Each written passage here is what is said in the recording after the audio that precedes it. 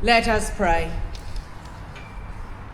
Living God, on this day when we are called to remember the past, all those who lost their lives in the course of war, the horror they endured, the determination they displayed, the sacrifices they made. We remember that we are called to be peacemakers, not just peace lovers. So forgive us that despite our words, all too easily we forget the debt we owe and the actions we must take. We fail to learn the lessons of the past and take for granted the security we enjoy. Gracious God, we pray for the peace of the world.